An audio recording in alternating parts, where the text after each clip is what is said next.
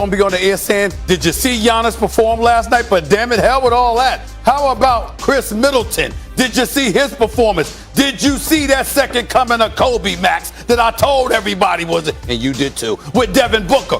All of that being said, we got a 2-2 series, y'all. We might have a Game 7 in the NBA Finals. Don't get much better than that. The crew's in the house. First Take's in the house. Your boy is back with a little bit of his voice back, too. Let's go. We never go into a game expecting to lose. We'll all come out ready to play tomorrow. Got to keep building, keep making winning plays, keep doing it together. Devin Booker puts it in. Tough shot from Booker. Giannis on the follow. We've been talking about them outworking us. That's the freaking deal. They're outworking. Devin Booker putting on a show here in the third quarter. It's good. Middleton nails another. Throws it up for Ayton. Shot blocked by Antetokounmpo. Chris Paul falls down and lost the ball. Middleton inside. He banks it home. The NBA Finals are tied at 2 games apiece. It's a best of 3 now. Oh, we got a series, folks. What's going on, everybody? Welcome into First Take on this Friday Eve. 3 of us in the building again. Stephen A. Smith. I'm feeling a little better. I'm very, very relieved. I don't have COVID, because when you get a scratchy Thank throat God. and the sniffles, you get very, very nervous nowadays. Did I come down with the Rona? You are vaccinated, though. I'm fully vaccinated. Yeah, but That'd you never mitigate know. the symptoms. I'm fully vaccinated the whole bit, but I don't have COVID. Good. It's the scratchy throat, the respiratory infection. They say I'm getting better. Okay. And I'm here. Yeah, well, you know, work you on that immunotherapy. immunotherapy. Yeah. Get that vitamin C going. Hi, How Max. about that? How are you feeling? I'm good. You're good? Yeah, I'm getting older too. I can't keep my eyes open for but that game kept your eyes open. Yeah. That game late kept your eyes open. It might be the best of the series so far for sure. The Bucks evening up at 2 games apiece with a 109-103 win over the Suns. Giannis Antetokounmpo put on a show. 26 points, 14 rebounds, 8 assists, and 2 blocks, one of which left us all in awe. Can we please see that again? Bucks up 2. Now Booker with Tucker on in. Throws it up for Ayton. Shot blocked by Antetokounmpo. What a block from Giannis. What a defensive play. That was one great block by Giannis. The Giannis, that's what he's been doing all year, coming weak side, blocking shots, alternate shots, him and Brook. That was nice. That was real nice. It was. Whew. Best block in finals history? It's up. I mean, I tweeted as soon as I saw it. That's up there with LeBron's. Yeah. You could pick your poison. They were both terrific, right? LeBron's is even more high leverage. But I'll do you better than just whether or not that's the best block in finals history.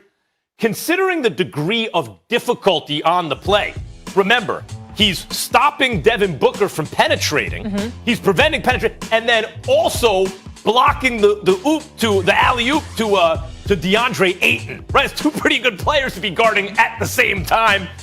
In the finals, a pivotal game 4. If you lose that game, and it looks like it's coming down to the wire, you're going to lose the series down 3-1. If you win, you might win the series. So, considering the skill, athletic ability, everything that goes into that play, and the high leverage moment, that's one of the greatest plays in the history of basketball. We could even just take blocks. It's one of the greatest plays in the history of basketball. It is absolutely comparable to LeBron's. LeBron's moment had even more leverage, but I wouldn't say skill-wise it required more. If anything, I think Giannis's required more skill. Okay. I have nothing to debate there, only to regurgitate those comments. I think it's one of the greatest plays we've ever seen in NBA history. It's clearly one of the greatest blocks we've ever seen. And I would tell you that when you look at LeBron's was prettier. Mm-hmm. Coming down, Steph Curry, the Iguodala's going up for the layup. To me, that's one of the mistakes that Iguodala made because LeBron's history of blocking from behind is well renowned. Okay, if I was Iguodala, I'd have kicked it right back to Steph Curry and let him just pull up or something. But nevertheless, LeBron coming out, trailing and coming out and then blocking it with one hand. His head was at the rim. Fast break. It's a game 7 of an NBA Finals. I can't say enough about that play from LeBron. That was definitely the sweetest, the best looking, the prettiest. Mm-hmm. But in terms of difficulty, as Max pointed out, for Giannis to be defending, helping out, and then to switch and to go over off of one leg and jump up to block DeAndre Ayton's alley-oop slam, I can't say enough about that play. That was a phenomenal play. Matter of fact, the most depressing part about being sick the last couple of days is the fact that I was supposed to be at that game last night, and I wasn't because the doctor said to me, "You better not get on that plane. You won't be where You'll be there Saturday." Yeah, I know. He said, but you won't be good for Saturday Right. if you had got on the plane yesterday to go to Milwaukee. That's why I Need wasn't some there. load management. Exactly. But I mean, my goodness. Trust the process, Stephen A. Trust the process. Look, But that's what it is. You and I were both at Game 7 in Right. 2016. Yeah. And I went as a fan, paid my own way. I was like, no press pass. I want to buy a seat. Yep. Sat fifth row center court looking Yep. at the bench because I wanted to be there. You knew it was going to be historic, Yeah. right?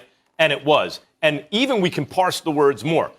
I can't even say Giannis's was more difficult. I think it was. It took more skill.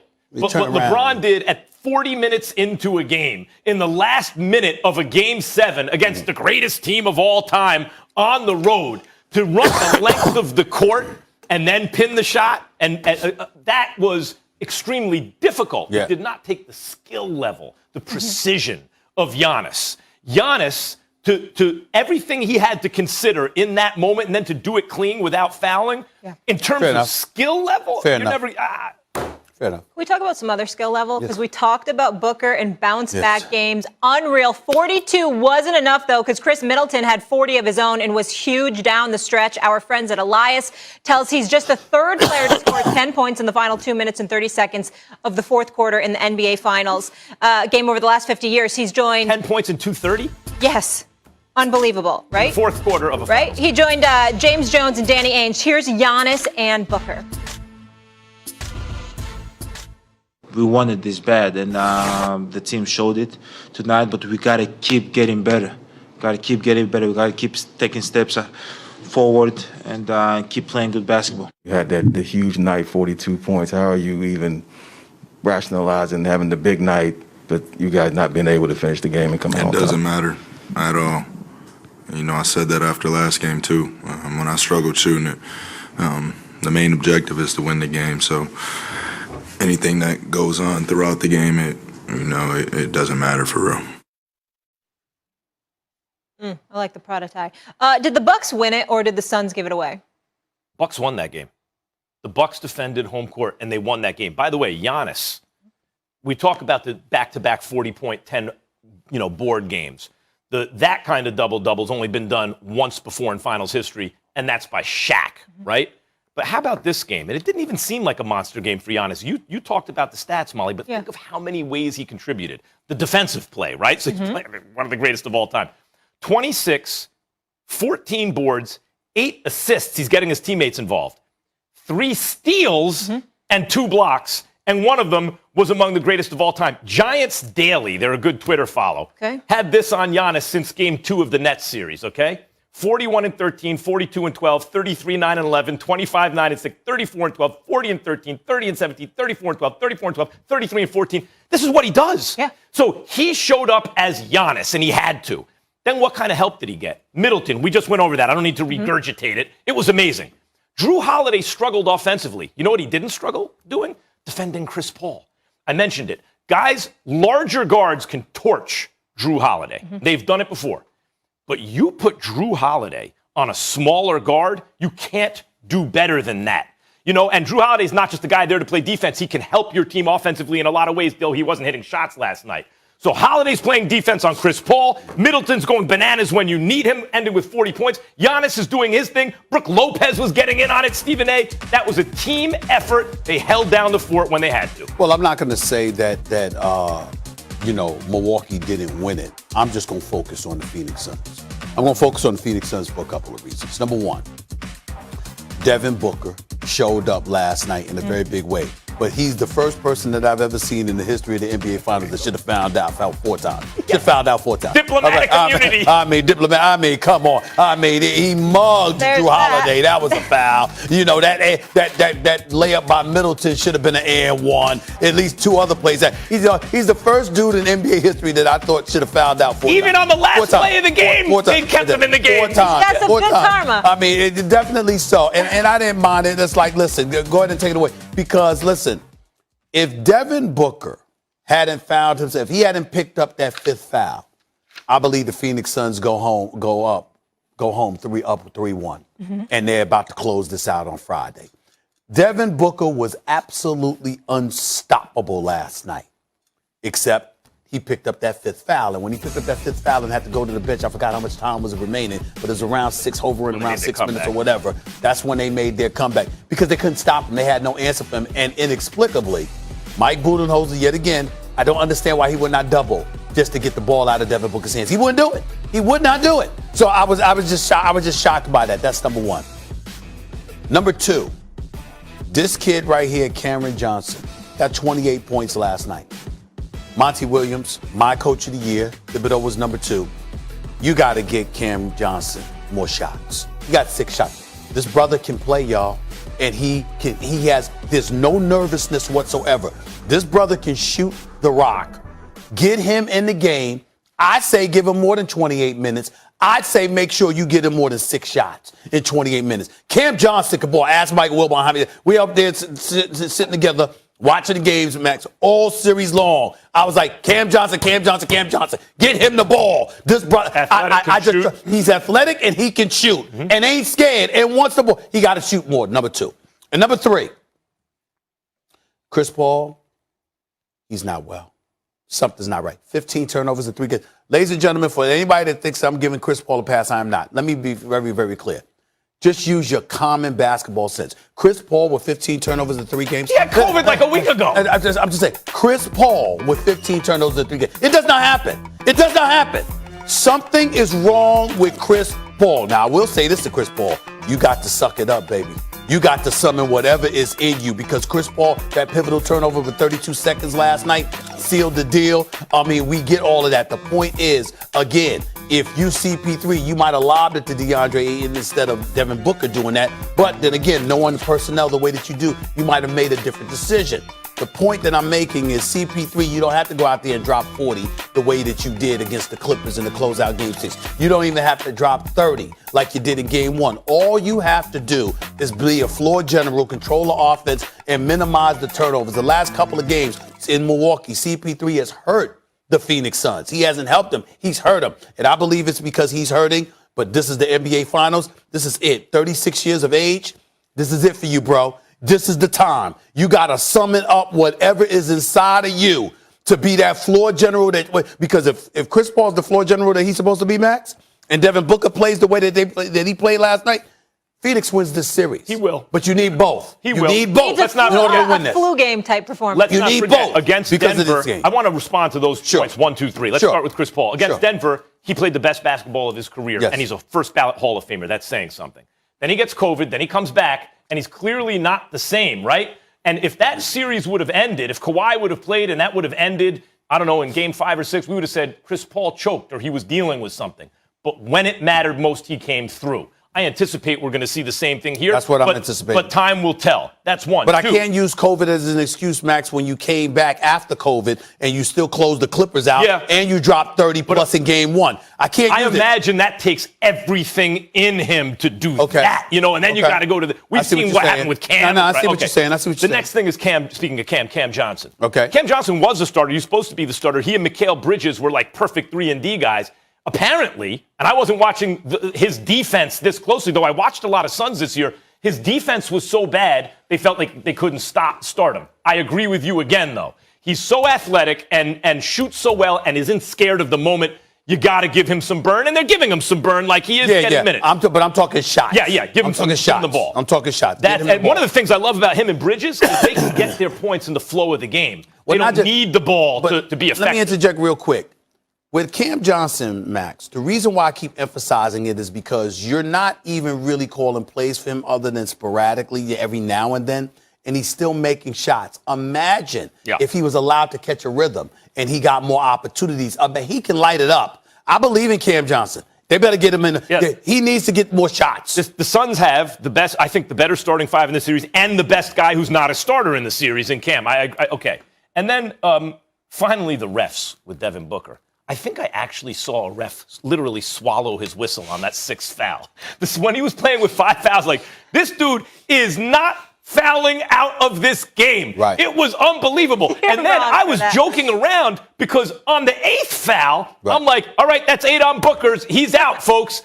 And it's the end of the game, and they still didn't call the foul. You don't even need to keep them in the game at that point. It was unreal. They still didn't call it, but I got to tell you, we can crucify the referees all we want to. And certainly they've had enough bad moments this year.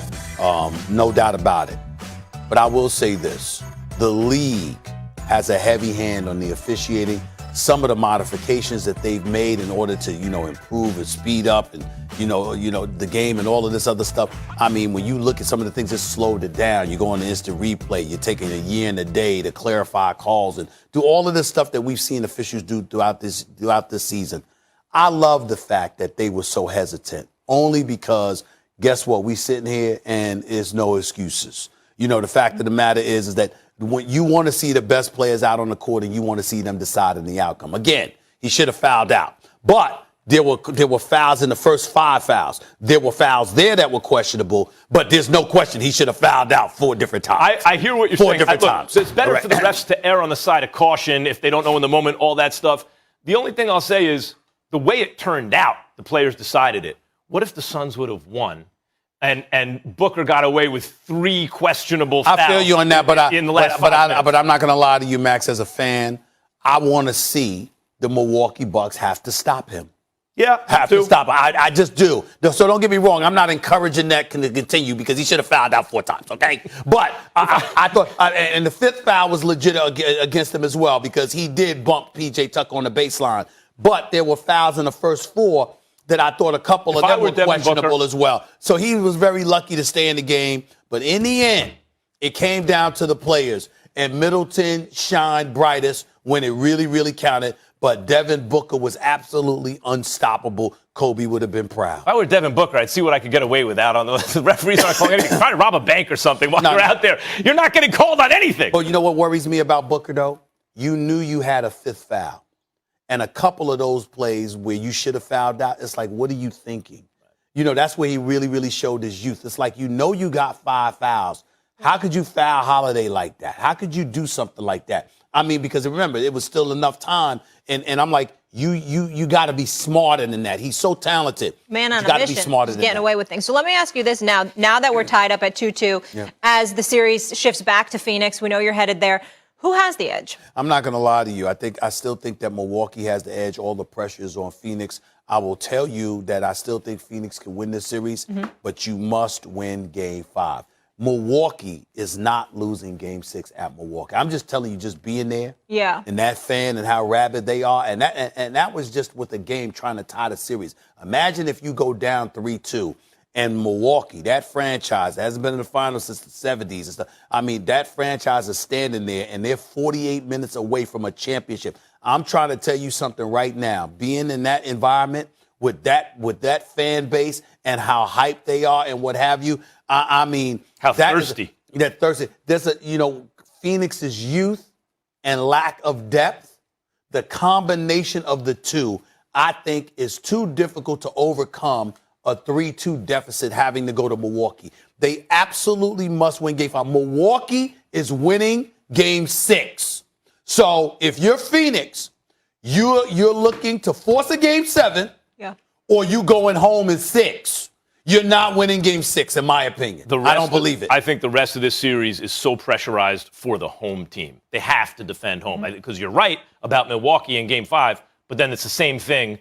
About Phoenix in Game 5, but then it's the same thing for Milwaukee in Game 6. If Phoenix go, obviously, right? Yeah. Of course. And I would just say that Chris Middleton needs to show up on the road the way he shows up at home. I agree. He needs to have, he can't have a role player mentality. He has to have a superstar mentality. And if he can show up on the road in Phoenix, especially the way Chris Paul looks right now, they have a hell of a shot. Well, I will say this. Let's give Kendrick Perkins, some love here.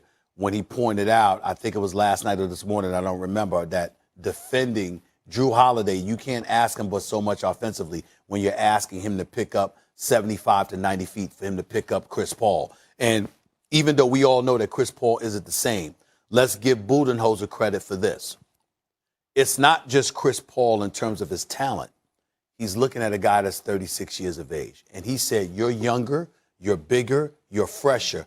Pressure that man. And now when you spinning and you're moving and you're trying to be evasive, but you got a bigger, stronger, younger body more athletic, leaning on you that's more athletic. What happens is that it could very well be the combination of all of that combined with CP3's age and attrition. And remember, this is his first NBA Finals appearance. 2 years ago when he was in Houston, his first conference finals appearance. Chris Paul is not accustomed to playing this late. Budenholzer knew that and said, Drew Holiday, get on him. And PJ Tucker, because that's his former teammate in Houston, he knew that too. And he said, pressure this brother and make him work. And that could very well be playing a pivotal role in all of this as well. So Chris Paul, getting back to him, he's going to have to gumption up something inside of himself that he didn't even know was there before, y'all, because he ain't never been in this position. This is it. And for the next 2-3 games, Chris Paul has to find, as great and illustrious as his career has been, 16 years in the league, this is the first time he has to summon up something that he may have never, he has to reach in some depths that he's never had to reach into before. That's what it's going to have to take. We'll have more on him a little bit later. The Suns are favored by 4 in Game 5, and they're still narrow favorites to win the series, but those odds are closing in. CP3 has been stellar all postseason. We just talked about him at length. He rarely turns the ball over, but that has changed over the last few games. Is he starting to choke, or is it health? We'll discuss that with the fellas. Plus, Cam Newton says he's healthy for the first time in 5 years. Does that mean the Patriots are going to return to the playoffs and potentially the Super Bowl this season? What? Stay tuned.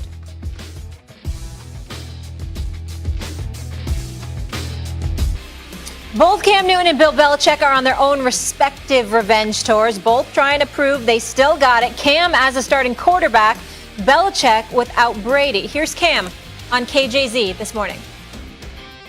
You know, just so my time has been there. It's just been, you know, everything I could have asked for. You know, I guess it's now, you know, time for me to uphold my end of the bargain through and through, and, you know, doing everything that I know I'm capable of doing and staying all in my wheelhouse. Stephen A., let's just start with your reaction to the interview on KJZ. Well, a couple of points. My first reaction is major props to Keyshawn Johnson. We know why Cam Newton was there on that morning radio show, because my man Keyshawn Johnson got him. That's why the hell he was there. So major props to Keyshawn Johnson for that. Secondly, I would tell you this. Listening to Cam Newton, because I watched the whole interview, I loved how he said, you know, I'm competitive. You looking at a competitive dude. Everybody is competition to me. He looked at Keyshawn and Alan Hahn and said, y'all are competition to me, for crying out loud. The naysayers, everybody. That's the kind of attitude you have to have when you're at this stage and point in Cam's career. Those things that, you know, sometimes when you accomplish a great deal, people are looking for things to motivate themselves. And in Cam's case, it can't just be ultimately winning a Super Bowl ring. It's got to be that little something extra on a day-in, day-out basis. So that was one thing I peeled from him, Max.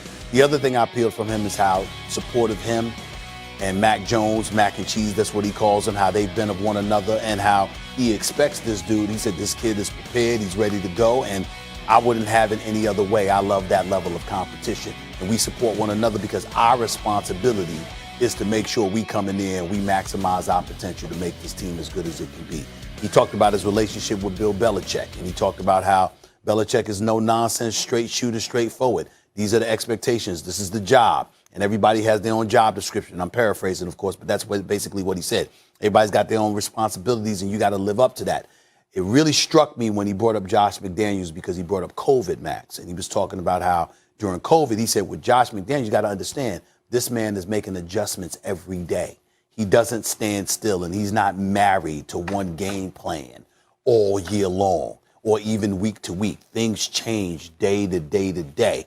He says, so you miss one practice, you might be behind with Josh McDaniels. And obviously, I had to miss significant time because of COVID. So that played a role in what may have compromised his level of success that, you know, we had hoped he would have. He said all of those things. But in the end, what I took from it is that, you know, his health is the best that it's been in 5 years.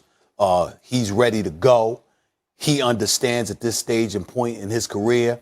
What I peeled from is that he recognizes time is running out, especially if he does not succeed.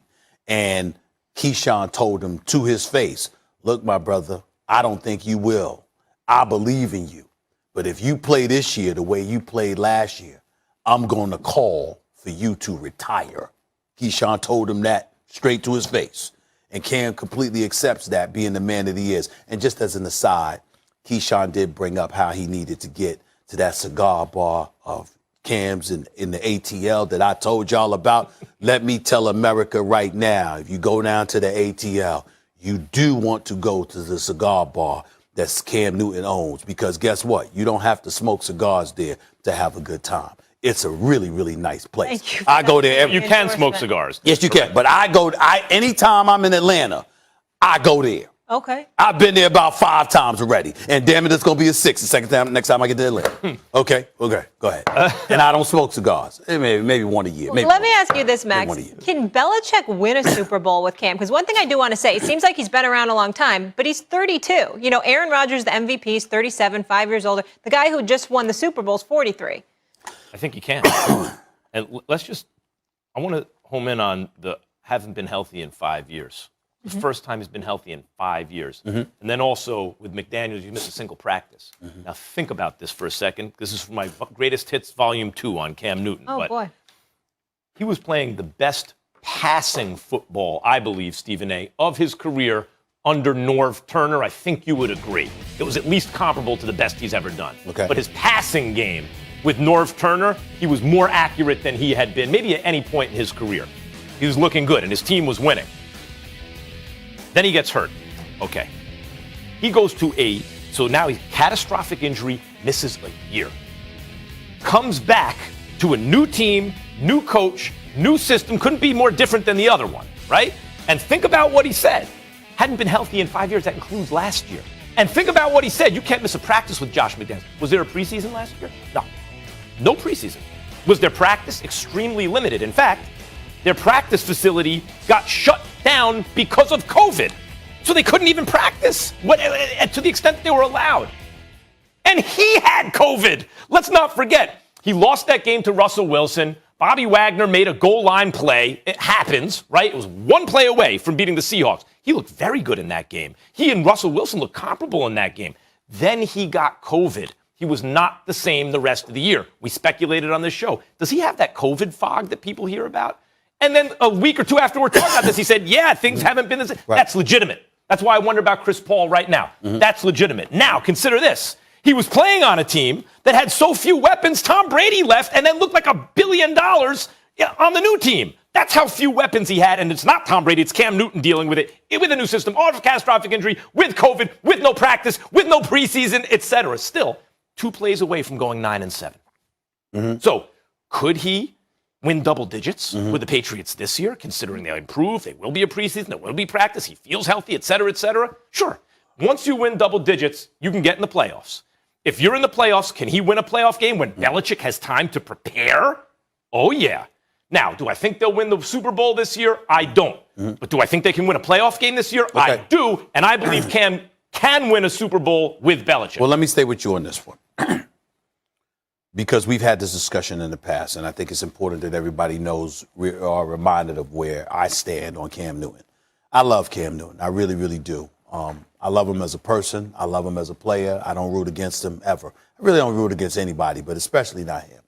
Just Cowboys fans. That's right. I can't stand Cowboys fans. I actually don't hate the Cowboys. I love Jerry Jones, my buddy. You know how I feel about I feel about Jerry Jones. That's my buddy right there. And I like Stephen Jones as well. I can't wait for us to have a drink together. But them damn Cowboy fans make me sick, and I'll never apologize for that. Their misery is what I do truly, truly root for. Having said all of that, I will tell you this. Back to Cam.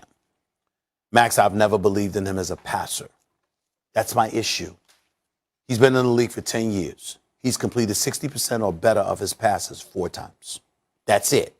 And for me, when you play the quarterback position, I want to see you at better than 63% before I believe in you as a passer. That's me. That's just my personal criteria. Now, where Cam is special is that Cam is a significantly, I'm not mentioning him in the same breath, Tim Tebow in the same breath as him as a quarterback, because I understand there's levels to this. But I'm just talking about Cam's running ability. Cam and the New England Patriots could very well end up having the #1 rushing attack in football. That leads to ball control. That might open things up in your, in terms of your passing game, because the secondary has to really, they got to help out, and we get all of that. And the defense is going to be real. So New England shouldn't make the playoffs. They can make some noise. They'll probably have a home playoff game because they'll win the AFC East. We got to take those things into consideration. But in the end, when I look at Cam Newton, I look at a guy that's in his 30s now, no longer in his 20s, and the ability to run the football the way that he once did. I'm not sure that's going to be there. And even though that could lead to the number one rushing attack, still in all, you got to wonder whether or not attrition will ultimately kick in. And his passing ability is not something I'm sold on. I'd like to say one thing about the passing ability stuff. That's a legitimate point. You've always made that point, even after he won the MVP. You said he wasn't elite. You need to see consistency. Passing. Yes. Cam Newton, the year he got hurt when they went 6-8. But like let's be honest, they were going to do better than that. He hurt his shoulder and continued to play, and they were losing games they would have won. But prior to that, he completed like 68% of his passes. 68% of his passes. And last year, where he played 65. most of the full season, really 65.8. So it's interesting that the last two times he was on the field for most of a full season, he's closer to 70% than 60%. And now he actually has more weapons than he had, and a great coach, and he's healthy. I'm just saying, you're not wrong, but the signs are actually pointed in the right direction. Short passes as opposed to throwing downfield. That's what I'm watching. When I watch him throwing downfield, I don't see it. Here's why I feel like we don't really know who the Patriots are. Well, obviously, if Mac Jones starts, that's a different story. Because Cam wasn't healthy, and they spent $165 million in guarantees on free agents in a single season that has never been done. Plus, they had the most players sit out due to COVID. So we haven't really seen this whole team together. So you'd expect them to be, if they're 2 plays away from 9-7, and you'd expect them just on the differences made now with Cam's health and the players added, you'd expect maybe at least a 2-game improvement. Meaning they could be 2 plays away from 11 or 12 wins this year. I know we got to go. Just to be clear. I'm not saying the New England Patriots can't win. I'm saying Cam throwing the football won't be the reason why. No, that's fair. And the AFC got better and all those kind of things. But I hope I'm wrong. And let's not underestimate Bill Belichick had to watch Tom Brady hoist a Lombardi. So there's that little chip. All right, we'll keep it rolling, guys. More important to the Seahawks' success, Dangerous or Pete Carroll? Believe it or not, Stephen A. says it's the coach. Find out why. Plus, everyone debating on Twitter the better block Giannis last night or LeBron's Game 7 chase down on Iguodala. We'll get into that in just a bit. There was a whole lot of chatter this offseason about strife between Pete Carroll and Russell Westbrook. Russ was apparently disgruntled with his situation in Seattle due to various dissatisfactions with the team, including unhappiness over his involvement in the offense and a desire for more say in team personnel and coaching. At one point, it got so ugly that his agent released a list of teams Russ would entertain playing for, but sometimes going through adversity in a relationship can ultimately make things better and create stronger bonds. Here's Russ on that. I would say it's stronger. I think me and Pete have gotten even closer. Okay. Pete and I, we've always had a great bond, but I think, we got to have a great heart-to-heart. And just me and Coach Carroll's relationship is stronger than ever, and I care about winning. That's what I want to do. And that's always been my focus. That's always been my goal, is to win it all. By the way, let me just say, I think I said Westbrook. Obviously, we're talking about Russell Wilson. Only happens to everyone 10 times Welcome to working in sports. Stephen A., who is more important to the Seahawks' success? Is it Pete Carroll or Russell? I'm going to say it's Pete Carroll. And here's the reason I'm going to say Pete Carroll, Max Kellerman. Russell Wilson has already thrown for nearly 34,000 yards. Career completed 65% of his passes. Destined for the Hall of Fame, already a Super Bowl champion, 2 Super Bowl appearances. If Pete Carroll and Darrell Bevel didn't call that pass over the middle that Malcolm Butler ultimately intercepted and just gave the ball the beast mode, you'd have 2 championships. You'd have back-to-back Super Bowl championships, and Tom Brady would have 6 championships instead of 7. New England would have 5 instead of 6 because they should have lost that damn Super Bowl. When I look at Russell Wilson, I know what I'm getting. He hasn't missed a playoff but once in his entire career in Seattle. He's only got 1 Super Bowl. And when you look at it, and this is the sport of football, and we pay attention to what's going on, think about the power that the head coach has. Think about how he's the overseer of offense, of defense, of special teams. Think about the role that Pete Carroll plays. in terms of assembling the roster and the squad. Russell Wilson is great. Nobody's here to question his greatness. What I'm trying to say is that particularly in the sport of football, he can't do it alone.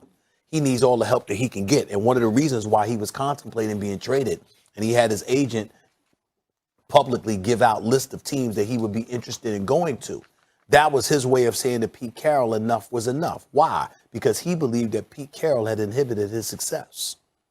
That's really what it comes down to. If you're successful and you're winning, what would Russell Wilson have said? Think about that for a second here. Why would he come out there publicly? Because the absence of control is what he was saddled with, having to be at the mercy of other people who were making decisions. And that basically is about Pete Carroll. And in the sport of football, when you're the head coach, you have considerable power and influence, and you can get in the way of somebody like Russell Wilson. If this were basketball, Max, I would go the route of Russell Wilson. But we're talking football, and I definitely think it's the head coach. Normally, I would say baseball is a GM's league. Okay. You want the GM. Yeah. Basketball is a players' league. Best player wins. Players. And the NFL, football, is a coach's league. Mm-hmm. No one has more sway than the head coach. Right. Except something has changed recently. The increased focus on offense constantly, making it better and better, easier and easier for the offense because fans love it. I have nothing against it. Cool.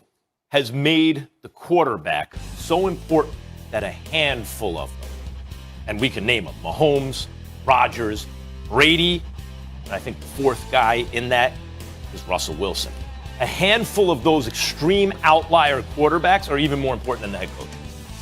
And when I look at the NFC West, Stephen A., I see a beast of a division, the best in football. I see Stafford with the Rams, and he's an upgrade. Everyone thinks over Goff, but the Rams also have a defense, and they have an offensive line. They have all these things. It's not just about the quarterback. Arizona with Kyler Murray, but I don't think Arizona, I think they're going to come way up. I don't think they're quite ready. Mm-hmm. The Niners, also a well-rounded team. It's not about Jimmy G or even Trey Lance at this point. But Seattle, if they want to compete for a title, it's got to be about Russell Wilson. Like, Russell Wilson is more important to his team than any other team in the division. The quarterback is more important than ever before. And I don't see how Seattle does anything unless he balls out. He had a subpar year by his standards last year. But over the last 6 years, even if no 1 year he's the best in the league, I don't think anyone's been better than Russell Wilson over the last half dozen years in the NFL. I would remind you, Max, that when they lost the Super Bowl to the New England Patriots, there were a lot of people on that team that believe the play that was called where Russell Wilson threw the interception to Malcolm Butler was because Pete Carroll and Seattle wanted Russell Wilson to be the hero instead of beast mode. This is the kind of stuff that turned a lot of those dudes off. You know me. Yeah, you're not pulling that out of thin air. I'm not pulling that out of thin air. I'm telling you, you had a lot of people that had a problem. And even though you love Pete Carroll because, you know, he was considered a player's coach to some degree, et cetera, there's a lot of people that's still to this day bitter. They believe that decision, that lone decision cost them a Super Bowl title. And so when you look at it from that perspective, yeah, they wanted Russell Wilson to be that guy. But they thought it was a bit premature. Legion of Boom didn't feel their days were done. Their defense didn't feel their day was done as having a profound impact. Matter of fact, they believe they're the reason that they won that Super Bowl, which, by the way, it was. Because as good as Russell Wilson was, he wasn't the Legion of Boom. He didn't have that kind of impact. And so we got to look at it from that perspective and then pause just for a second to understand Russell Wilson might have that kind of impact, and I get that. But the bottom line is, who gave it to him? It was Pete Carroll. That's what makes Pete Carroll so important. There's one other thing I want to mention quickly that I didn't put in the lead when I said various dissatisfactions. In 9 seasons, his 9 seasons in the NFL, he's been sacked 394 times. That's Get rid of the 28 ball, Russ. more than any of the. Yeah, no, it's not. It's not all on Russ. And during that time, they have the longest winning streak, despite all that. And Max, by the way, I promise you, it ain't the sacks; it's the amount of hits he's taking. Yeah. Look, I'll say this. Seattle, when they made that Max Unger deal for Jimmy Graham, they traded a Pro Bowl caliber offensive lineman for a pass-catching tight end. Yeah. They were trying to get him more weapons. They thought, it seems to me, they could just develop offensive linemen, get them later in the draft. They were wrong. The offensive line was really bad for a while. I don't feel watching them in recent years it was as bad as the line is as bad now as it was a couple of years ago. It's gotten progressively a little bit better. Hold on. The defense should be much better this year. Hold on. You can't say that on national television. Why? Because you ain't Russell Wilson. You ain't the one getting hit. Well, I don't know. Well, here's what I mean by that. You're saying the offensive line didn't look as bad. Listen, a couple of years ago, I get where you're coming from. Don't get me wrong. I don't mean it in a literal sense because obviously you're a pundit and you're giving your opinion. So am I. I'm not saying that, Max. What I'm saying is this. 2 years ago, he didn't entertain being traded. 2 years ago, he wasn't so frustrated that he said, you know what, get me the hell up out of here. That's what it is? Or do you think he saw what Tom Brady just did? No, but I think it's part of it taking all the hits. I think it was taking all the hits, Max. Look, I think it was taking all the hits. Because you got to remember, Tom Brady is not shy. Like, he ain't running anywhere. He's not scrambling for his life like Patrick Mahomes did in the Super Bowl or Russell Wilson's been known to do. Tom Brady can see you coming and go down. All right, I'll live another day. I'll live another play. Russell Wilson's trying to extend plays and make things happen. So he's exposed himself to more hits. So I'm saying to you, 2 years ago, he didn't sit up there and say enough's enough. He said that this year. That plays into my argument. In other words, the Rams got a better offensive line. The Niners got a better offensive line. I do think Seattle's defense in particular will be better this year. So do I. But they're more well-rounded teams in the division. They are reliant on Russell Wilson. Russ got to cook for them to win. That's why I think he's even more important than the head coach. Yeah, and I'm saying to you, he looked at Pete Carroll and said enough's enough. And not only that, Pete Carroll's sons were part of the team as well, and people supposedly had a problem with them. So that again, everything. Apparently it's all bygones. Everything, and they're better than ever. You know why? Because Pete Carroll said, "I'm gonna listen." That's why it's bygones. If you come to me and you say, I got you, I'm going to listen to what you're saying. That changes it. Maybe the Packers should listen. Yeah, right. Pete Carroll looked around at the Packers and the Pats and said, I might be slow, but I'm not stupid. Let's get Russ here. Let's get everybody in here and have a nice family chat. Get things straightened out. Take care of my guy. Yeah. All right, guys, let's keep it rolling. To the NBA we go. The Greek Freak absolutely clutch last night. What a game. Kendrick Perkins joining the show next. Will he finally change his tune on who Batman is? I don't know after last night, but Stephen A., we're talking your Cowboys. Jeez, it's been months. Just how many games will Dallas win this season? We're asking the guy. There's a peg to the segment. Don't worry. Just wait for it, okay? Get your popcorn. What have they done? Howdy. How you doing? I ain't no damn Cowboys game. What can go wrong will go wrong. I'm really sorry. You lucky I took time out of my schedule to be here. Y'all don't win nothing. I'm saying it again for you. How about them Cowboys? Don't worry about no damn Cowboy fans. They don't matter. Out last night, fueling the Bucks in their win to tie the series, and Middleton was a closer. Our friends at Elias tell us he's just a third player to score 10 points in the final 2 minutes and 30 seconds of the fourth quarter in an NBA Finals game in over 50 years. Cue Big Perk, who just keeps carrying on. Last night, he tweeted this: Batman saved 40,000 lives tonight. When it matters most, just put the basketball in Chris Middleton's hands and carry the hell on. Carry on. Tell Stephen A. and Max to keep a cool booty while I address this situation, all right? No, Max, that's Max.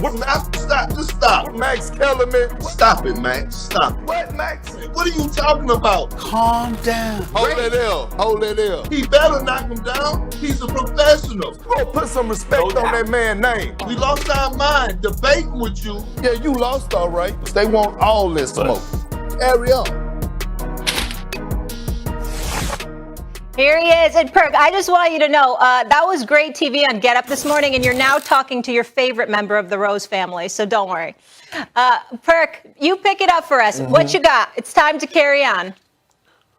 Well, Molly, I've been waiting on this moment all series long, right? For game 4, like last night, when it comes down to a possession-by-possession game, when it matters the most, who you put your money on? Money-making Middleton, the Batman, the closer, the guy that's going to get you those buckets, the guy that embraces that moment. And the world knows it. Giannis knows it. Stephen A. knows it. And Max knows it, right? And here it is. This is when you know you're a Batman. The movie Batman, right? You look at them, they try to capture the villain, they try to catch the villain. The police department do everything that they possibly can, but who they call on to come save the day? They call on money-making militant, the Batman of this team. But I will show Giannis some respect. I'm not going to call him a Robin. I'm going to call him a Superman. I'm going to call Chris Middleton and Giannis Antetokounmpo, I'm going to call them Justice League, okay?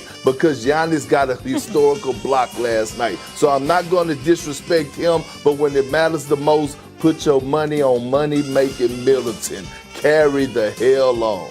Well, I'm not sold. I'm not sold in that regard. And let me say this: one of the things that I will refrain from is calling anybody Robin. And I know you didn't do that because I remember how I think that still haunts Pippen to this very day. I think that's why we see some of the stuff we see from Pippen, because Pippen is an all-time great, and he doesn't feel he's nearly as appreciated as he should be. And I think that when you look at The Last Dance, which Pippen himself told me he called the Jordan documentary, I think he was taken aback and felt a bit offended by that and what have you. You look at the days of McHale with Bird and Dumas with Isaiah and stuff like that. We never started using Robin and stuff like that until Pippen came along with MJ. So I refrain from saying that about them, and I think we all should. But I will tell you, getting back to Middleton, KP, where I disagree with you.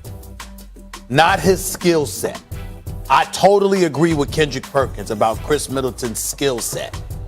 I just don't think you can trust him. I don't think he's consistent enough. I'll give you a perfect example. I just called up his game log. Let me explain, KP. I just called up his game log. So he'll drop 38 points against Brooklyn, a 25-point game, a 38-point game, and then a couple of games later, he drops 15 and 15 against Atlanta. 15 points one game, 15 points another. He'll drop 38 against Atlanta, all right, and then turn around and drop 16 the next game.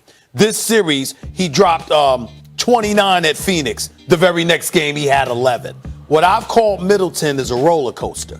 Like, I'm not questioning his skill set at all. He's got an NBA body, NBA size. His mid-range game is superb.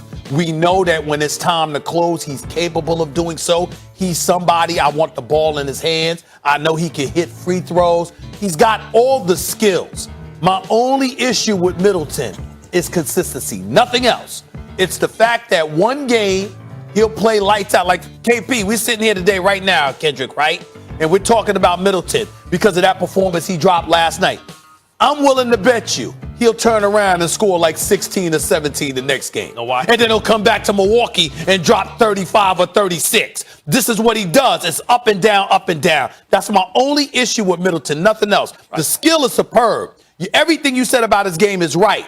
But I want a level of consistency before I'm going to sit up there and give that man kind of props. That's exactly right. Batman can't see the bat signal up in the sky and then say, we're on the road today. I'm not going to answer that call. Batman got to answer that call every time. The bat signal. Chris Middleton is Batman when he's in the Bat Cave, but take him to the Joker's lair or wherever Catwoman or the Riddler are hanging out, all of a sudden, he's back to Bruce Wayne. He's got to stay Batman to call him Batman, Perk. The dude goes away too often. And if he didn't, if he put up numbers and did things like he did last night more consistently, he'd be an all-star every year. He'd be a genuine star or a superstar, not a dude who sometimes I must interject for 1 second, Max, to give you your props. I mean, I didn't know you knew Batman like that. The Joker, and I'm surprised you didn't bring up the Penguin. But, I mean, it was all good, Max. I mean, I got to give you credit where credit is due. Like the old Adam West Batman. That's right. Egghead?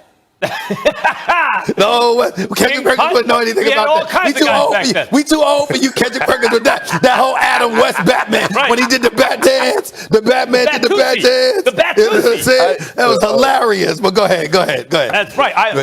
Finally, you gave at least Giannis some respect calling him Superman, because that's right, too. You want to call Chris Middleton Batman, you better call Giannis Superman. Well, look. Let me tell y'all why I disagree at this moment, okay?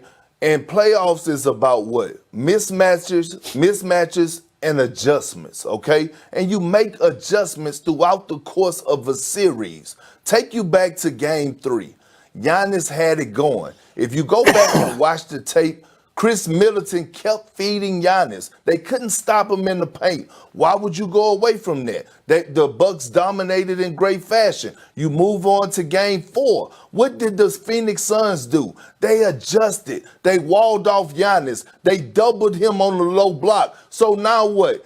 He needs his Batman to step up to the plate, Chris Middleton. And not only did he step up to the plate when it mattered the most, he dropped a 40-piece. He outscored the Phoenix Suns under the last 2:30 of the game by himself, 10-4. And you want me to throw you out a crazy number out there right now? Look, in the last 25 years, in the fourth quarter, with go-ahead baskets and game-time baskets, it's only 2 people that's up there with 15 of those. It's LeBron James and Chris Middleton. So what I'm saying is, when it matters the most, like game 6 and game 7 against the Nets, game 5 and game 6 against the Hawks, last night in a must-win situation, because you got to get it done in Milwaukee. Otherwise, you lose this game. You lose in Phoenix in game 5. Chris Middleton delivers in great fashion. And Giannis knew that. Giannis knows that. Hold on. Did y'all listen to Giannis' post-game interview? Well, first of all, KP, don't weaken your argument by bringing up what Giannis said, because there's been plenty of times that you've heard players say stuff and you aren't buying it. You've watched what they've said and you said, hell no, I don't give a damn what they said. You've been on the air saying that. And then you say carry on. All right, you buying this one. But here's what I'm saying to you. Let's think about this and let's compartmentalize this. When we talk about a guy, why wouldn't Giannis rely on him? Again, Middleton's mid-range game is superb, and he's reliable from the free throw line. Giannis is not reliable from the perimeter, and he's not reliable from the free throw line. He's reliable 5 feet, and then he's reliable in the open court. He's reliable as a playmaker because he's setting dudes up. And let's not forget Pat Connaughton and the big shots he made last night. Not just the 3, but also the putback off a miss. Pat Connaughton showed up last night, played well as well. But in the end, what I'm saying to you is this. We're not questioning Middleton in terms of what Middleton brings to the table. All we're questioning is the consistency. We loved and revered Kobe. Why? Shaq fouls out against Indiana, and Kobe's like, big fella, I got this. Don't you worry about a thing. It's not fair to compare Middleton to Kobe. Don't you bring that up with Mrs. Rose on this TV. Don't you bring that up, because her husband caught some of that moment. You know Jalen Rose caught some of that Kobe Bryant. He did show up in the playoffs. Jalen's got a lot of wins in his life. I mean, the number 1 is right here. You're right about that. He damn right. Damn right. He damn sure won. No question. Here's the bottom line about Giannis, okay? When you bring up Middleton, Stephen A. brings up consistency. Stephen A's right. The difference is this. Middleton shows up here. Middleton shows up there. Giannis went for 26, 14, 8, 3 with 2 blocks. One of them the best I've ever seen, practically. Listen to these numbers. Tell me when you see a soft 15-point Middleton-type game. 41 and 13, 42 and 12, 33, 9 and 11, 25, 9 and 6, 34 and 12, 40 and 13, 30 and 17, 34 and 12. It goes on. 34 and 12, 33 and 14. Every single. You know when Giannis shows up? Monday, Tuesday, Wednesday, Thursday, Friday, Saturday, Sunday. Every day. Max. And listen, I'm not disagreeing with that, okay? And that's why I said I'm going to call them the Justice League. But I'm going to go back to another point that was brought up on this show. When you look at Russell Westbrook, a walking triple-double, okay? A guy that we know could get those numbers in his sleep. It's the same type of thing when it comes down to Giannis. We know what Giannis is capable of doing. He's so dominant. We know he could put up those numbers. All I'm saying is this, Max and Stephen A., when it matters the most. This was the first game in this series that the league was changing. It was a tie game. It was a back and forth, a possession by possession. And when it mattered, who stepped up? KP, who had the ball in his hands? A guy that shoots 50, 40, 90. Time out. I can't let you get away with that because it's you, KP, and you're very, very big on accountability, bro. That's why I love you. The point of the matter is there have been too many nights Middleton has been inconsistent. Again, no question in his skill. If you're talking about his skill and that's all you're talking about, I'm with you. But we're talking about delivering the goods in key moments. And what I'm saying to you is that's not always him. Max started to show accurately, I might add, by pointing out, okay, can Middleton do this on the road? You're still having questions about Middleton. You came into this series talking about what he's capable of doing, but you needed a level of consistency when you was on SportsCenter with your boy. And all I'm saying to you is that that's the question about Middleton, not his skill. But what you gonna do now that the series is tied 2-2 and you going back to Phoenix? What you gonna do if a game 7 shows up and you got to show up? Now, in fairness to him, he did show up on the road against Atlanta. He did. That is Couple true. times, actually. That is true. And I'm not questioning the skill set at all. But I'm just saying, what you gonna give me? Can I rely on you to give it to me night in, night out? In the best of 3, Kendrick Perkins, in the best of 3. Can I rely on you to do it the next 3 games? You're focusing on scoring, particularly at the end of games. That's usually not the big. That's usually his wing help, right? That's usually the main support to the big. Shaq had to rely on Kobe. Kareem had to rely on Magic and later Worthy, right? That's what happens with bigs. They need a crime partner who can create his own shot at the end of games. Why are we only focusing on the offense when Giannis gives you rebounding, defense at historical levels when you need it most? That's also part of the game and part of being clutch. Well, let me correct you real quick, Mr. Kellerman.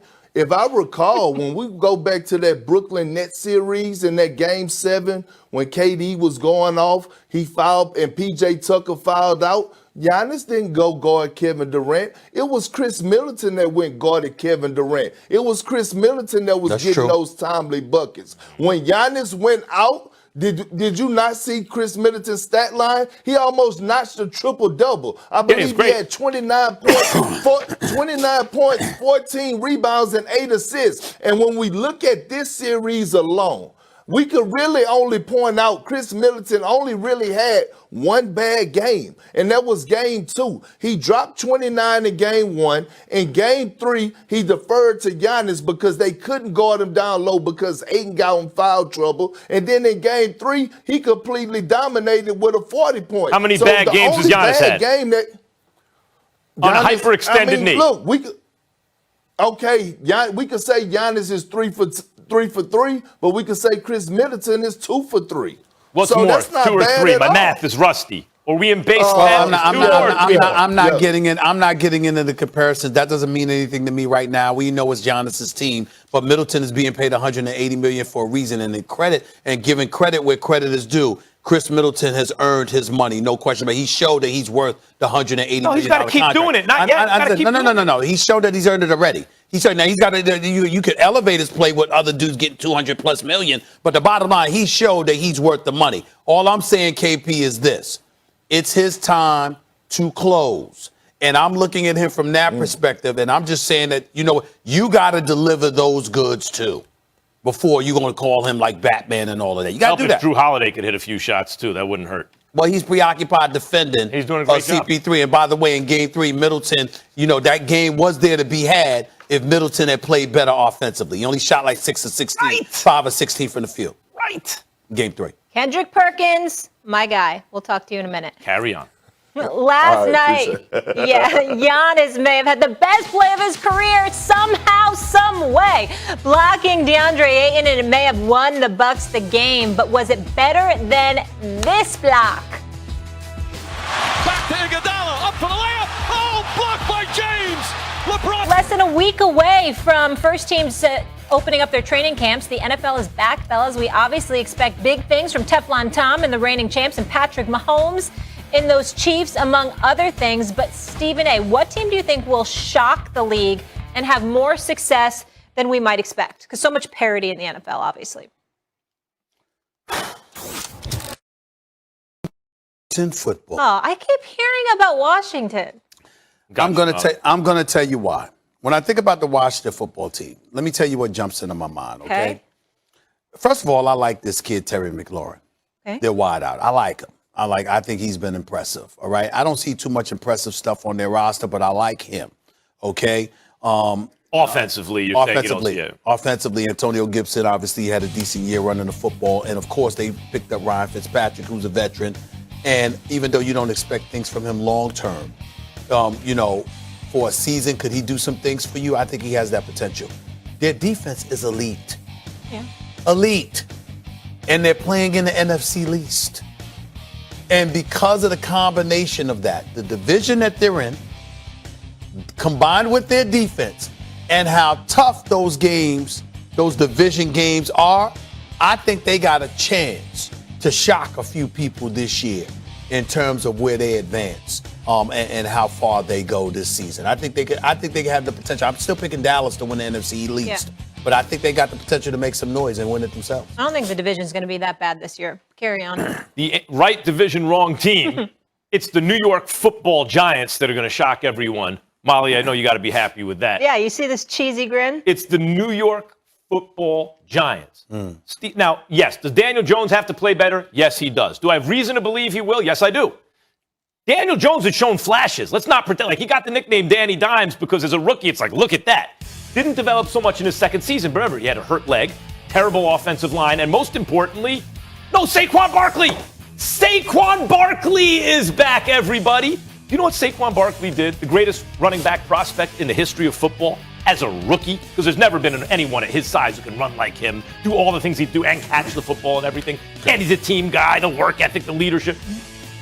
He went for over 2,000 yards from scrimmage as a rookie. You mean to tell me he's not going to improve since his rookie year? The offensive line should be better. Andrew Thomas now has a year under his belt. He started to improve. They still have Nate Solder. They've made some improvements to the offensive line. They picked up Kadarius Toney, who's like the next Dave Meggett. He's like, he could do all these kind of super athletic things on the field. We're just talking about like running the ball and catching the ball, like with explosive athletes. I won't even bring up Evan Ingram seriously, but he's a very fast tight end, and they supplement him with Kyle Rudolph, who's like a steady Eddie veteran. How about the fact that they picked up Galladay to go with Slayton and Shepard, who's an excellent route runner, slot receiver? I mean, wherever Daniel Jones looks, he has offensive weapons. Other than the Cowboys, they'll have the best offense in the division.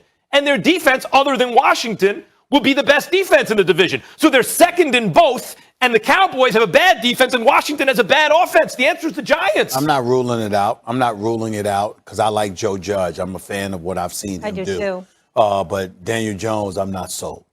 Yeah. I'm just not sold. I'm not saying that you're wrong because you could end up being right. I just got to see. He has to take care of the football. But please, I do want to say when we're calling it NFC least, football. I wasn't joking because you're saying Washington's going to be better. You're saying the Giants are going to be better.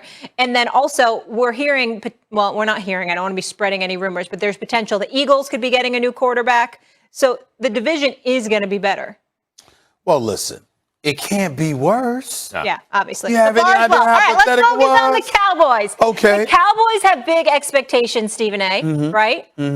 What do you think they're going to do this year? Well, listen, I got them winning the division. I mean, I know we just finished talking about Washington and how they've got the potential to shock folks, but I've got the Cowboys winning the division. All joking aside, you're getting Dak Prescott back, assuming he's healthy.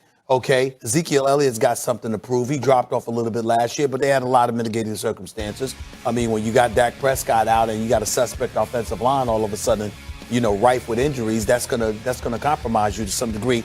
That's not expected to be the case this year. And then you look at their wideouts in terms of, Cooper and obviously CeeDee Lamb and the crew and Gallup. We know what they bring to the table, but defensively, I'm just real high on this kid they drafted out of Penn State, Makai.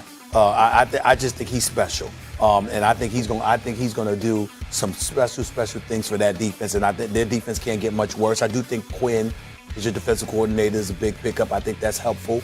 But in the end, what it comes down to is this: I look at Dallas as the one team within the division that has an offense you can rely upon. The others do not. You think that they're going to be better in Washington. You think they're going to be better in New York. You hope they'll be better in Philadelphia now that Carson Wentz is going and Jalen Hurts clearly is. And I was alluding to what Adam Schefter had said. That's right. That they are most equipped to go after Deshaun Watson. Yeah, but that is so far from happening. But obviously, if Deshaun Watson even gets back on the field. Yeah, That's right. of course. If he gets back, and by the way, if he gets back on the field, he'll have to wait because based on everything that he's endured, that the commissioner is going to step in and they're going to exact some kind of punishment that prevents it from playing at least for some period of time. I think we have to hold off on talking about Deshaun Watson, football player. We have to hold off for now.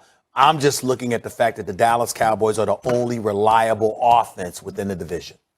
And as a result of that, they should be the favorites. Well, Fitzpatrick, the reason I don't love Washington is Fitzpatrick is what he is. He can fool you for like 4 or 5 weeks. You're like, oh, and then by the end of the year, he's lost his But in job. the NFC least, those 4 or 5 weeks could be the difference. Maybe. I'll That's say my this. point. What's interesting is the 17-game schedule, right? Unless you tie, there ain't no 500 teams anymore. Do I think, are the Cowboys going to be above 500? And will 9 wins out of 17, 9-8, be enough to win the division? I don't know. I agree with you, Molly. I think the division got better. I got the Cowboys winning at least 10 games. I think that their offense, you're right about. I mean, their wide receiver tandem, CD Lamb, and now, I mean, like, you look at what they have on offense is very impressive, and the defense should improve. It's just we've been a bunch of years now going into the season thinking Cowboys best team in the division. Never turns out that way. Yeah. No one's a sure bet, but all the teams have a little bit of potential. But that's different. That's different. That's the black cat running around. Yeah, it just occurs to me, Stephen A., is they will let you down. The Cowboys will let you down. Oh, my God. I don't know. I have heard that somewhere before. I will say this. I'm a Giants fan, but I am pulling for Dak Prescott. I want him to have a good season. Listen. He's a good guy. He's a good guy. He deserves his money. through a lot. I don't wish him to be injured. I don't wish anybody to be injured. And I think he's going to have a great year. Don't mean they're going to win when it counts. And that's really the most important thing. At the end of the day, the only bad part about this is the fact that Dallas's Thanksgiving and Christmas should be relatively decent. But right around the time the new year comes. Maybe before the new year. Bam! They're going to plummet. And that's all that matters to me. And that's your bold prediction. That's all for that the matters day? to me. That's all that matters to me. As long as Cowboy fans don't get to walk around as Super Bowl champions, I'm good. You know what's sad? He makes the same prediction every year, and he's always right. Yeah, the only Cowboys fan that they never disappoint is Stephen A. Smith, the biggest Cowboys fan there is. You know what I'm They're saying? the gift that keeps on giving. You know what it is? They're Christmas. That's their nickname, Christmas. Oh, my God. Christmas. The I gift that can't. keeps on giving. I can't. That's who the Cowboys I'm are. excited to start talking some football, though. All right, we'll leave it there, guys. Jake Paul said what? Wait until you hear what he said about who he wants to fight, and why Max says it's a very real possibility. Jake Paul, the YouTube star turned prize fighter, is getting ready for another fight, this time with former UFC welterweight champion Tyron Woodley in Paul's hometown of Cleveland, on August 29th. At the presser, he had some interesting comments about his future goals, saying, I want to go after Canelo Alvarez in 3 years. I want to be world champ. Max? Yeah. Will we actually see this fight? It's not impossible. He has 0% chance to beat Canelo Alvarez. This is the worst guy he could fight is Canelo Alvarez. The worst thing he can do. No. Tell us why. Because Canelo Alvarez is not playing games. Thank you. That's what I'm saying. Everything is muscle memory since he was a kid. He was a natural. He's fought every fighter there is. He's beaten light heavyweights, and he's a natural counterpuncher. You come to him, he just beats the hell out of you. There's no way in any universe Jake Paul could ever beat Canelo Alvarez. But I love the fact that he thinks he can. I love that about both Paul brothers. This is how it could happen, okay? How a fight could happen. He has to beat Tyron Woodley. That's not easy. Then he has to beat a striker in their prime, because Woodley's not in his prime anymore, right? Still an MMA guy, not a full-time boxer in his prime. Then he'd be 5-0. Then he needs to beat a striker who's his size and in his prime, but from MMA, so he still hasn't fought a boxer. He's 6-0. Then he needs to fight a pro boxer. Could be an inexperienced guy, but he's got to fight him. That's 7-0. Beat a more experienced pro boxer, 8-0. Beat a pro boxer his own size, 9-0. Beat a more experienced pro boxer his own size. He'd be 10-0, and now he's ready for an 8-round fight against a real fighter, right? Then you got to beat that guy. It takes a while to build up a world-class 10-round fighter, and he'll always be at a disadvantage against guys with amateur backgrounds because they have muscle memory. We saw it in UFC 264. Stephen A., remember the Hardy fight? Mm-hmm. So he's fighting a guy with muscle memory. Hardy's an athlete. He hurts him and thinks, I'm going to exchange now, and then he's knocked out. That can happen to Jake Paul. There's no guarantee Jake Paul beats Tyron Woodley. But is it unthinkable that he could maneuver himself? And here's why. And then I'm going to give it to you, Stephen A. Okay. Why would Canelo Alvarez want to fight some killer who's been like boxing destroyer, who's had a deep amateur background, deep professional record for $30 million, when he might be able to fight Jake Paul by then for $50 to $100 million for easy work? Why wouldn't he want to do that? It's irrational not to want that fight. Talking about Canelo? Yup. So if Jake Paul spends the next couple of years having real success, which is not out of the realm of possibility, along the lines of a plan I just outlined, he could position himself to be a big payday and easy work for Canelo. And I love the fact that he thinks he can win that fight. What you say is very, very logical, but I completely and totally disagree with you. And you'll know exactly where I'm going when I say this. Canelo's no joke when it comes to boxing. And what I mean by that is he doesn't joke around. He doesn't mess around. It is a profession he takes very, very seriously. Now, he may negotiate for the money, but he don't fight for the money. That ain't what he's about at this stage and point in his career. This brother means business. Always has. Okay? He is no joke. And he comes in there, he ain't coming in there. The only person that could play around exhibition-wise is Steph Curry on a golf course with him when he's faking and feinting and all of that stuff. That's all. You ain't stepping in a squared circle with Canelo Alvarez and think he gonna play. He ain't playing. That's number one. Number two, it's important because Jake Paul has done a great, great deal for himself.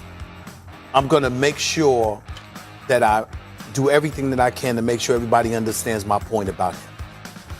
I like and appreciate Jake Paul and what he's done for the sport of boxing because he has shown these people you don't have to rely or be at the mercy of these promoters in order to make money in a ring. I love that concept because too many, like, we should have seen Terrence Crawford versus Errol Spence Jr. by now instead of looking forward to Errol Spence Jr. against Pacquiao. But we got to wait because the promoters, they have too much control over the sport. That's why the UFC has elevated in its popularity. One promoter. Because it's one promoter, which is Dana White, and he's going to make sure you get the fight. Why can't they do that in boxing? That's right. You're going to make sure you get the fights that you want to see. So in that regard, I'm very high on Jake Paul. But let me be very clear. I thought what he did to Nate Robinson was illegal. Nate Robinson is no boxer.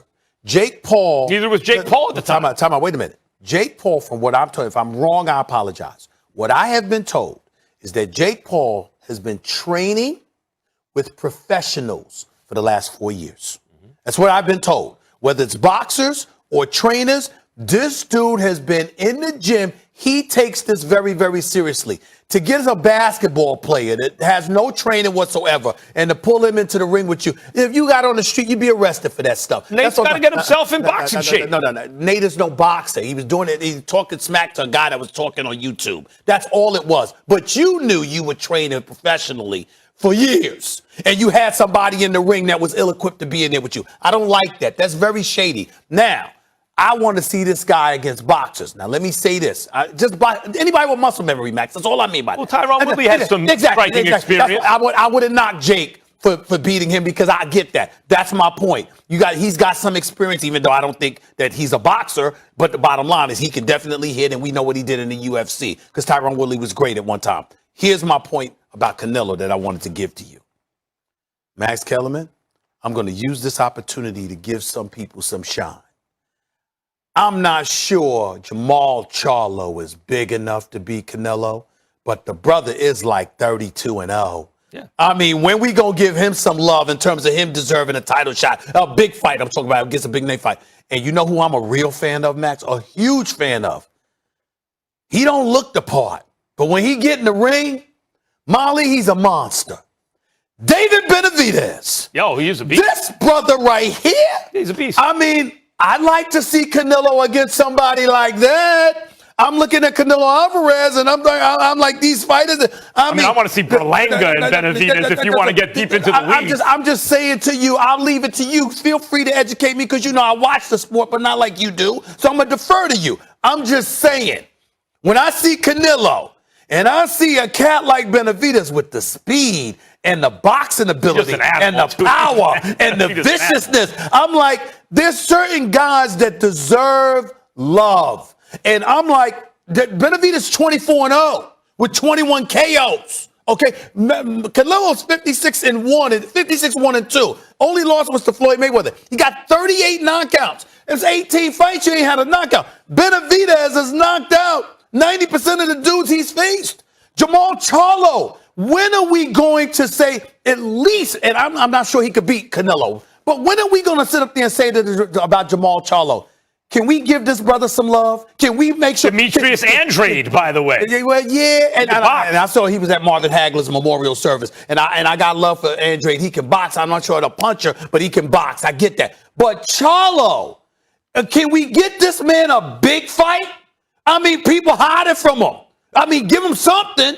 Him and Benavidez are my two, Max. Go ahead. I mean, I'd like to see Canelo move up and fight Bivol, light heavyweight boxer, Bivol. Or move up. He didn't he move or better Biev. I know he's that super. Or better Biev. I want to see Canelo better Biev. To me, that's the best fight you can make other than Crawford Spence. Okay. But I'll say this, getting back to Jake Paul, and I like the fact that you're using a segment where we're talking about a guy who's kind of promoting himself, steering it toward guys who've really put in the work over decades and deserve the shine. Right. It is not uncommon for inexperienced fighters when they turn pro, especially if they don't have deep amateur backgrounds, but they have star potential, to match them extremely carefully.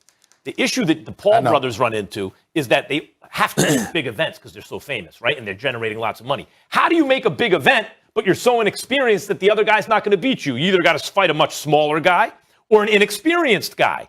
But why does the public interested? Why would they be interested in that guy? Well, early on, Nate Robinson, well, he's an athlete, he's athletic. Then you move on, well, okay, Askren's not really a striker. Well, Woodley's a striker, but he's older. Now we need to get a striker who's not so old, a striker who's his own size. Eventually you work up over time, but we know all these characters that Paul's fighting, right? That's why he can generate interest. Eventually, after half a dozen, 8 fights, Jake Paul needs to fight an actual professional boxer. I don't think he's there yet. I don't even care if it was an amateur. Yeah, I don't Just think somebody with muscle memory, man. Right, that's the somebody problem. with muscle memory when it comes to boxing. That's all I'm asking. I don't think he's there yet, and I'm not looking to get Jake Paul bumped off before he has a chance to get enough experience to make a fight like that, because I think it's good for boxing. He's drawing eyeballs. I don't think it's good for you to fight people who don't box. That's all I'm saying. Does Woodley has striking? That's why I didn't say anything about Woodley. Well, Nate Robinson it's only his fourth fight. Nate Robinson's a basketball player. Come on, man. Sure. And you know you've been training. But Jake Paul at the time was a YouTube star. But you know you've been training behind the scenes for years. That's not right, Max. That's not right, Max. Going to a gym for a year or two at the time is no big deal.